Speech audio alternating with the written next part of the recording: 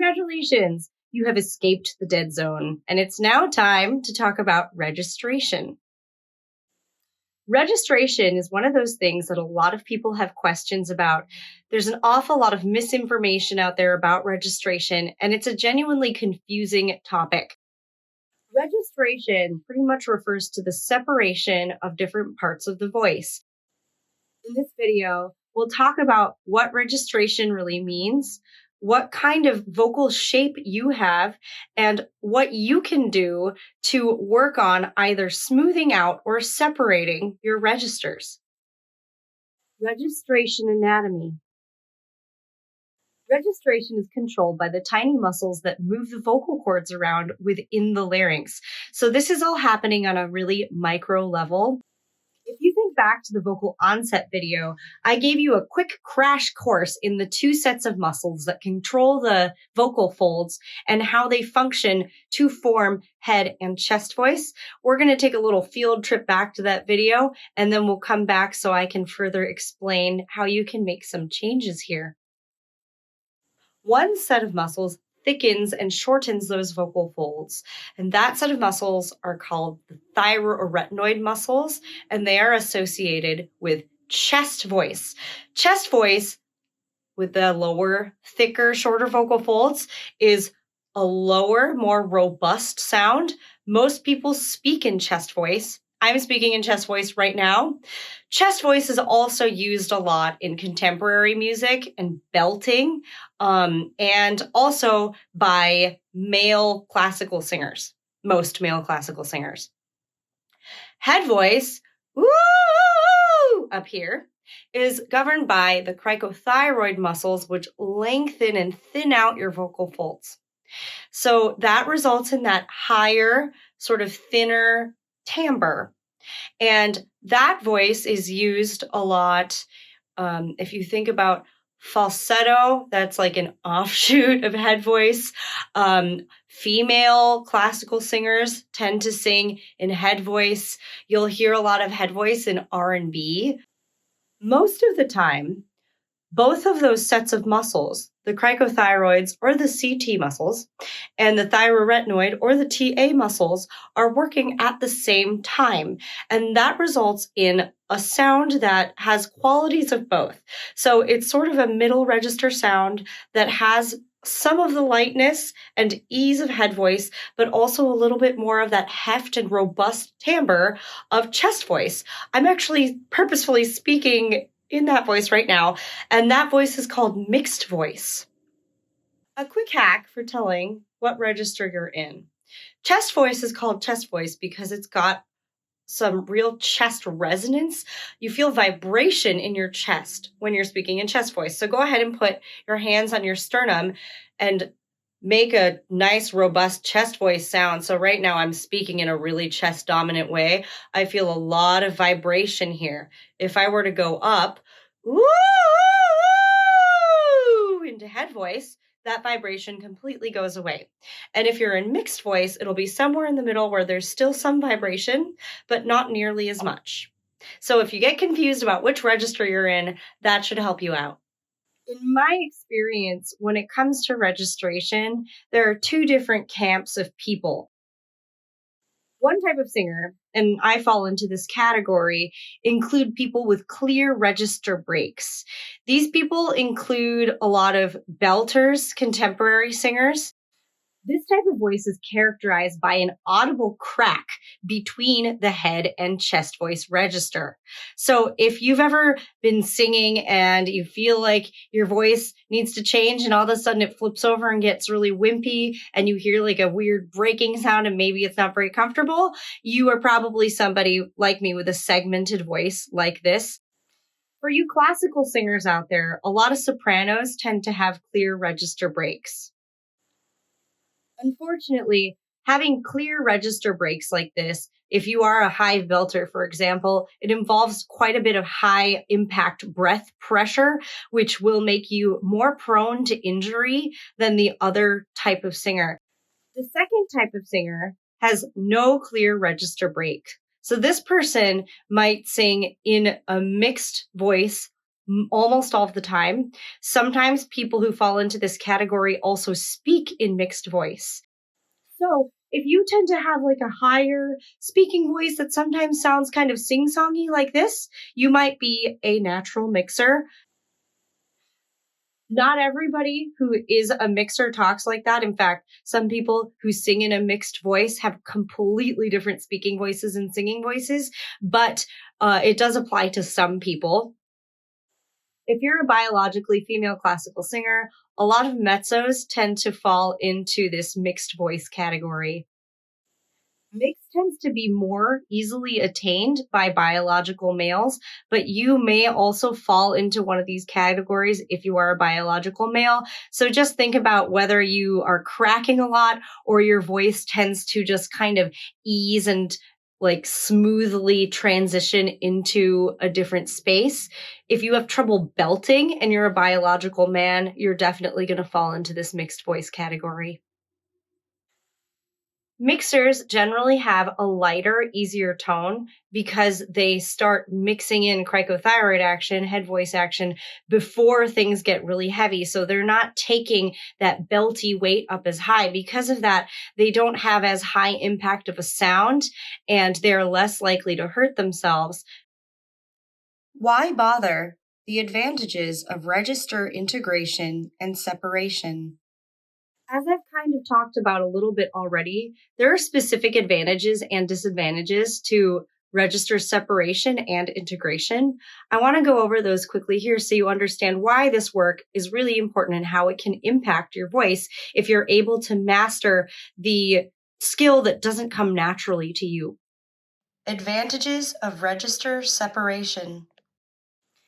If you are a natural mixer, learning how to separate those registers will give you a much stronger belt and a higher belt range. So if you're interested in singing contemporary musical theater, popular music, rock, this is an essential skill that you're going to want to master. Chest voice is also responsible for low notes. So even if you are a classical singer, if you want to be able to sing those nice, rich, low notes, you're going to have to master fully flipping into a thyroretinoid dominant space so that you can thicken those vocal folds and reach the bottom of your range comfortably without pushing. Advantages of register integration. A lot of contemporary and musical theater music is incredibly high, so much so that it's almost impossible to reach these notes without some mixing. Much of this music is written for voices that naturally mix a little bit at the top. For example, thinking of Ariana Grande, she has an excellent chest dominant mix that sounds like belting if you don't know any better, but has a lightness and flexibility that allows her to belt up to a G sharp without any vocal strain. That is totally an attainable skill with the right vocal exercises over time. Learning to integrate your registers and master that mixed belt not only allows you to sing higher, it makes it much more sustainable. So it never feels like you're straining for those high notes. Instead, it'll feel nice and effortless like it would if you were singing it in head voice, but with a lot more vocal impact. Finally, if you are a classical singer, integrating your ranges will help you to get more power right before the break. You can cheat a little bit and put a little bit of TA action in as you approach your break so you have more strength and warmth to your tone in an area of the voice that is universally tricky to sing in. Learning to mix or separate registers. For both natural mixers and naturally segmented voices, working on mastering the opposite skill is very similar to physical therapy. If you've ever had to go to physical therapy for breaking a bone or something like that, you probably know that you have to do these exercises every single day. And if you don't improve. This is the 5 Minute Singer, so I'm not going to ask you to be practicing these for hours on end. In fact, that would be detrimental, but you do have to spend a couple minutes a day on these exercises every day. And after several weeks, you will feel your vocal map start to change, which is really exciting. These particular exercises sound pretty universally terrible. So be prepared to make some ugly noises. As long as you're following that golden rule, if it hurts, don't do it. It's fine. You can make all the ugly, weird, destabilized noises that you need to in order to perform these exercises and teach your muscles to do something new. Mixers. Learning to separate. Belting or high chest voice. Belting is basically just healthy yelling. So I use a speech level approach to help people learn how to belt if they are natural mixers. Belting and safety. Like I mentioned at the onset, belting is a high impact exercise, so it's easy to hurt yourself when you're doing it. Make sure to follow that golden rule. If it hurts, don't do it. You might experience a lot of dead zone activity when you are practicing belting, especially if you are not used to it. So, really be aware of your dead zone. Use a mirror, use a recording, use your hands. Be very observant of yourself as you do this so you can mitigate any issues. Also, work your way up to the top notes. For example, if you are a female biological voice and you are currently comfortable belting up to an F4, do not all of a sudden try to belt a C5. It's just not going to go well. Make sure that you are going up step by step and working yourself up to your goals instead of trying to go for those super high notes right away. By the way, when I'm talking about numbers for notes, I am referring to the octave on the piano. So the first C on the piano is C1, 2, 3. C4 is middle C. C5 is high C for biological male voices, and C6 is high C for biological female voices. The hello belting exercise. This is my process for helping people find a belting sound if they are natural mixers. First, shout hello as if you're trying to get somebody's attention and they're really far away. Hello! If you're a natural mixer, make sure that you don't do this in a mixed voice. It should be in a very belty, speech-like voice. Note that as I do that, I am not tightening the dead zone. Everything is loose. My mouth opens for the vowel. My neck is nice and loose. That's what you should be looking for. So make sure that you do this in front of a mirror. Use your hands and ensure that your dead zone is cooperating. Hello? Hello? If you're having trouble, start that hello a little bit lower and work your way up to a higher pitch. Hello? Hello? Hello? As you do this, like I said, you have to really focus on avoiding engaging the dead zone. So don't go up higher than you can without squeezing. Avoiding flipping into mix. If you're a natural mixer, your tendency is going to be to flip and to start mixing as you go up. Hello! Hello! So, to avoid that, the sensation of staying in chest to me kind of feels like grabbing onto a bungee and pulling it up with you. Maybe you've seen a resistance band in an exercise class. That's kind of what I'm visualizing here. If you have one available, you could even actually use one. So make sure that you stay in that bottom. It might even help you to do this hand gesture. It's just a brain trick. Go ahead and grab your resistance band. We're going to pull up. Hello! Staying in that bottom register. In contrast, transitioning into a mixed register feels kind of like a mixing or a turning into a new space. So instead of feeling like pulling up, it sort of feels like, hello, hello. You can probably hear that there's a transition happening. If that's your natural tendency, you're going to have to fight against that and really grab onto the bottom and pull that up with you without engaging the dead zone. The reason that I have to rely on sensation based exercises here is because all the register stuff is so internal. However, you can also do this based on where your voice is resonating. So if you tend to mix, put a hand on your chest, make sure that your chest continues to vibrate fully on that top note. If you feel the vibration start to move out of your chest, start to disappear from your hand, you know that you're starting to mix a little bit. Low notes in chest voice. I talked a little bit about the middle school boy in the laryngeal movers section. My goodness, is that uncomfortable? It involves shoving the whole larynx down too far, usually also shoving the back of the tongue down and back, which is something you never want to do. That is what a lot of people accidentally do on low notes in chest. And to be perfectly frank, this includes both natural mixers and naturally segmented voices to some extent. So I'd like to give you some exercises that will help you to reach the bottom of your range without shoving anything down. Again, because chest voice is the voice that most of us speak in, it can be really helpful to tap into speech-like singing to learn how to sing in chest voice. For low notes, my favorite exercise is this late night radio talk show host voice. If you've ever been up at 3 a.m. or so and accidentally turned to a jazz channel, you might hear somebody talking like this. You can probably tell that this is not the middle school boy voice. I am not shoving down on my larynx, and my tongue is in a relaxed position at the front of my mouth.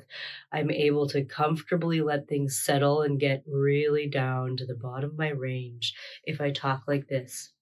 So you can try talking like that to reach the bottom of your range, and then gradually, it's not that much of a departure from talking like this to singing down here. So that's essentially how you make that transition. If you find yourself shoving down, don't go down quite as low. Use your hands. Use some of the tools that we have learned in this course. As you add that more sing-songy Sprechstimme sound to the bottom of your range, adding vibrato can help you ensure that you are not clenching anything and that you're free enough to oscillate.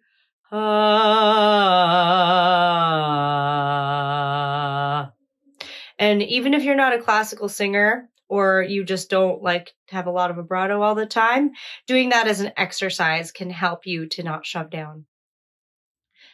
As you are practicing that late night radio talk show host voice, think about how it feels different sensation wise to the way that you usually sing low notes. You can also look in the mirror, record, and watch to ensure that you're not getting that shoving down larynx or the shoving down bad selfie face with your tongue. Segmented voices, learning to mix.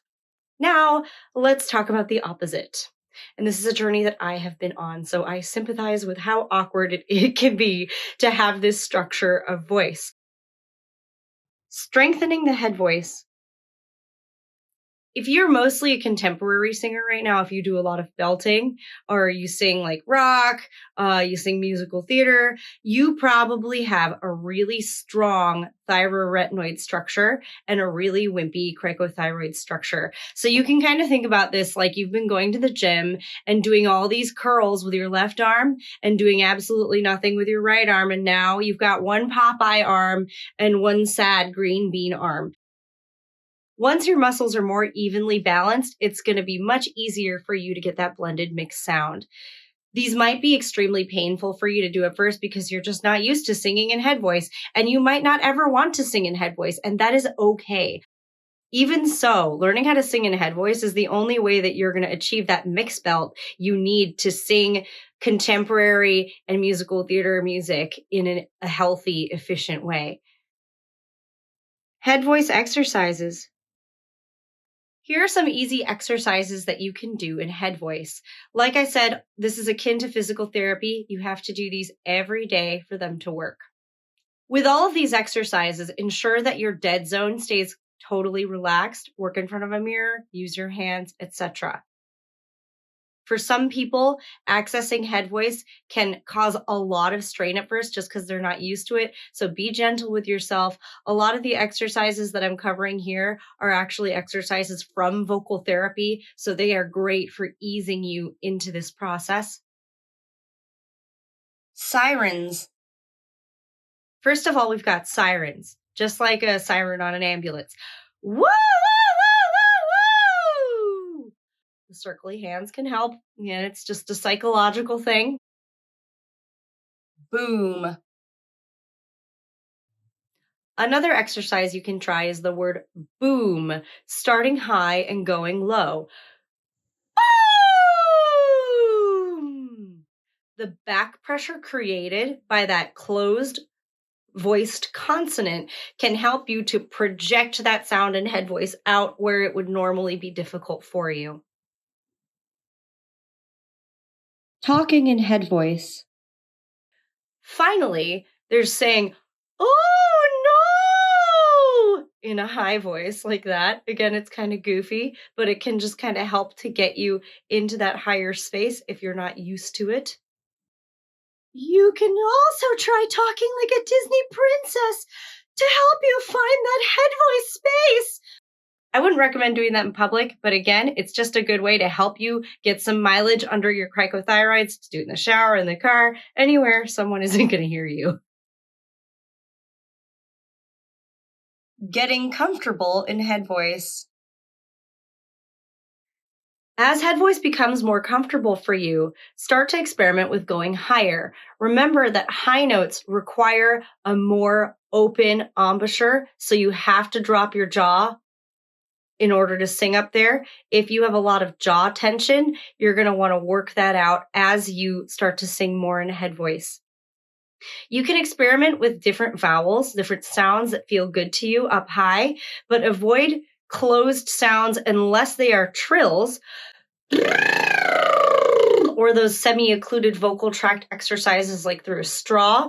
If you want to do those on high notes, you certainly can, but I wouldn't encourage you to try to sing at the top of your range on an E vowel, for example. Sing along. You can also sing along to some of your favorite artists in head voice on purpose. If you're somebody who loves singing along with the radio, this is a way to take advantage of that time and put it to good use by training your cricothyroids and giving them a little bit of extra work, since you usually only work on that chest voice. Listen to whatever you usually listen to and just sing it in head voice. If it's pretty low, you can sing it up the octave, you can sing higher harmonies, but just make a point of singing in head voice. If you want, you can also purposefully listen to artists who do a lot of head voice singing. There are plenty of popular artists who sing in head voice a lot. R&B, folk, and Celtic music are all particularly known for this.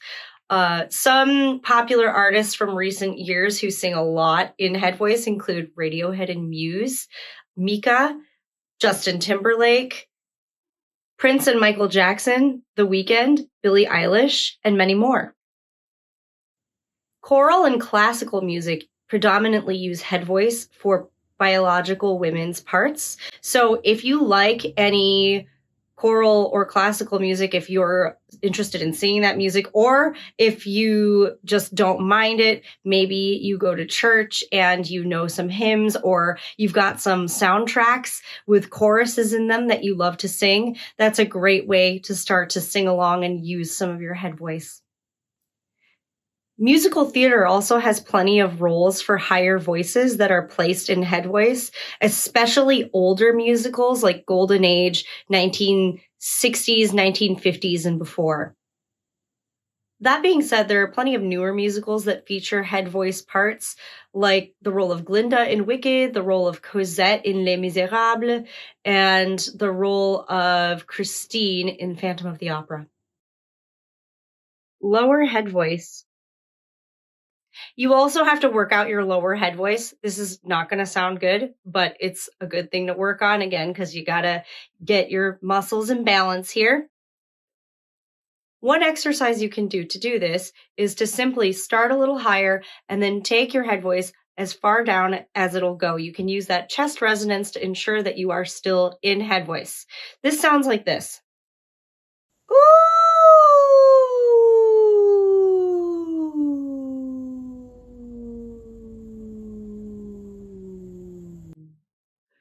I was getting some chest resonance at the end there, but I could tell that I was still in a head dominant space. If you do this correctly, you're going to sound really wimpy on the bottom and it'll sound like it's not in the right register. It'll kind of feel that way too, but it's a good way to strengthen the lower part of your head voice. If you're doing that exercise and you end up popping into chest, just retry it again. As you do this exercise every day, it will get easier and your threshold will get lower and lower. Learning to mix. Here are some exercises I recommend for actually blending the two registers. Glides. To do a glide, choose any sound that results in a long vocal tract, from a trill to an E or an oo, and move from chest voice up to head voice, like so. I'll demonstrate on E. E. At first, when you do this, you might have a crack, and that's completely fine. Just keep doing it. Be very slow and deliberate as you move through that area where the voice changes.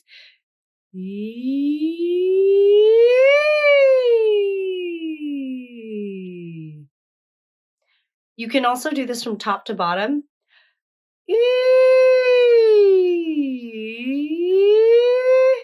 You'll probably find that one or the other is harder for you. Just notice that and make sure that you're not moving so fast that you're speeding through the break. If you're struggling with this, you can sing your chest voice notes a little bit quieter and with a slightly breathy tone on purpose to help you with the transition. The reason for that is it reduces the contact point between the chords, which helps you to move to that thinner head voice contact point within the larynx. That will sound like this.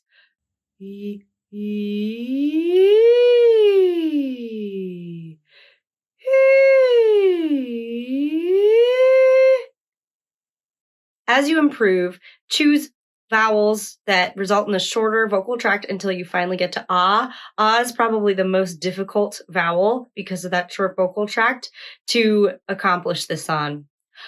Ah, ah, ah, ah.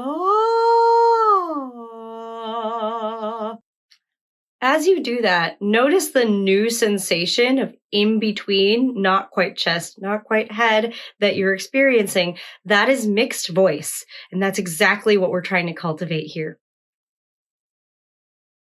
Stepwise motion. After you've mastered those sirens, you can move to stepwise motion, again, starting with a nice long vocal tract for ease. You can use the videos that I've included of scales, like thirds, fifths, etc., to do this. So, for example, on an E vowel, here's what that would sound like if I put it in an area where I can transition. E.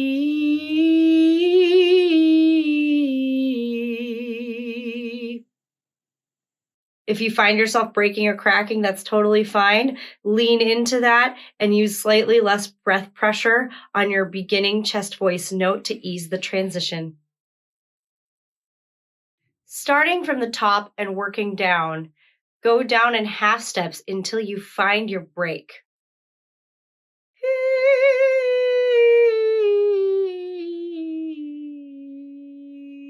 Once you find it, move through that transition point on half steps over and over again, really paying attention to that sensation of change.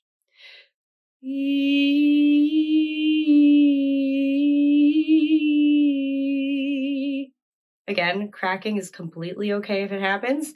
Just follow the golden rule. Once you're comfortable doing that on a long vocal tract sound, you can move toward ah, which is probably the most difficult. And just like with those sirens, you can start from the bottom as well as from the top.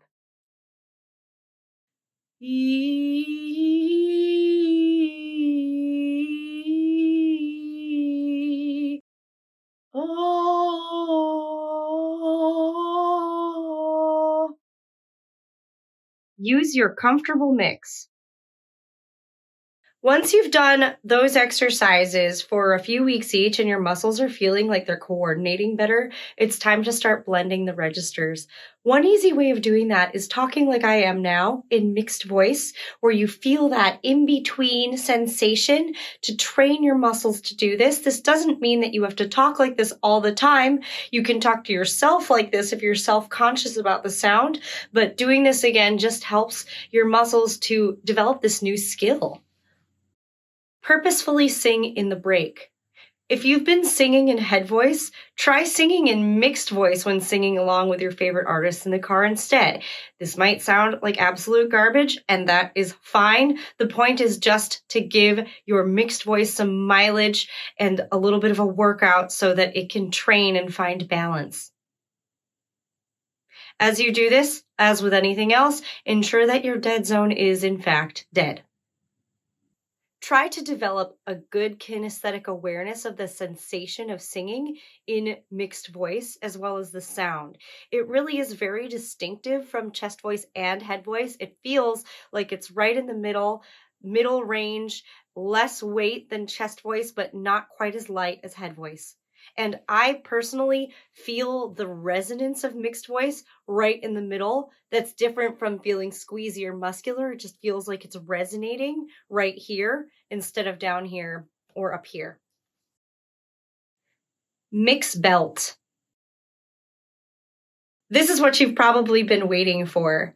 At first, when you're working on mix belt, try to cultivate a 50-50 mix, where your mix is right in the middle, 50% cricothyroid, head voice, 50% thyroretinoid, chest voice. Transition into mix way before you need to as you're practicing this, and then as you get to the top, you're going to have to make this face. Like a kid on Christmas morning. I call that biting the apple face sometimes.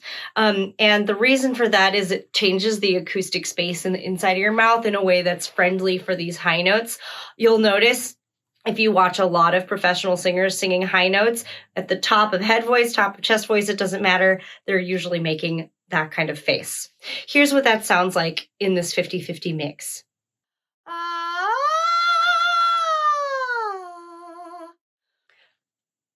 Once you've mastered that kind of a sound, you can start to add a little bit of weight so you can get a heavier sound, especially if you're not quite as high as I just demonstrated. As you're doing this, remember, the more TA action, the higher you go, the more likely you are to hurt yourself. So have a zero tolerance dead zone activity policy. Make sure that you're really policing yourself and that that area is nice and dead. As you're practicing this, you can start loudly in chest voice and then try to decrescendo, get a little bit quieter as you go up, which is going to be probably the opposite of what you're used to as a belter.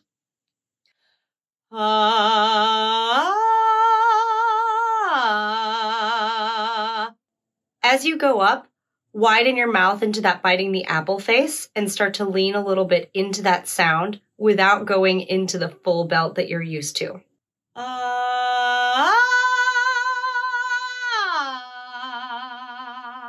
Make sure that you're not going so far that it sounds like head voice at the top. It should still sound very chesty, very thyroretinoid dominant, but without any weight or pressure that a lot of belters experience. Experiment with how high you can go with a TA dominant sound without adding pressure or breaking the golden rule.